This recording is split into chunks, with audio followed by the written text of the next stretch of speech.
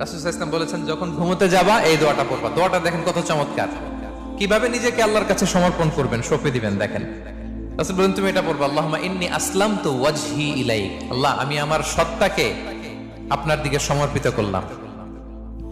ওয়া ফাওয়াদতু আমরি ইলাইক। আল্লাহ, আমি আমার সব কাজকে আপনার কাছে সুপর্দ করলাম। ওয়া আলজাতু যহরি ইলাইক। আল্লাহ, আমার পিঠকে আমি আপনার কাছে আশ্রয় রাখলাম। সুবহানাল্লাহ পড়বেন না? আমরা যখন ঘুমাই আমাদের পিঠটা বিছানার মধ্যে লাগাই না? আল্লাহ, আমার সত্তাকে আপনার কাছে আমি সমর্পিত করলাম। আল্লাহ, আমার সব কাজকে আপনার কাছে আমি সঁপে দিলাম। আল্লাহ, আমার পিঠটাকে আপনার কাছে আমি আমানত রাখলাম। লা মালজা ওয়ালা মানজা মিনকা ইল্লা ইলাইক। আল্লাহ, আপনি ছাড়া আশ্রয় দেওয়ার কেউ নাই। আল্লাহ, আপনি ছাড়া আমাদের মুক্তি দেওয়ার কেউ নাই। আল্লাহ, আপনি যে রাসূল পাঠিয়েছেন সে রাসূলের প্রতি আমি ঈমান আনলাম।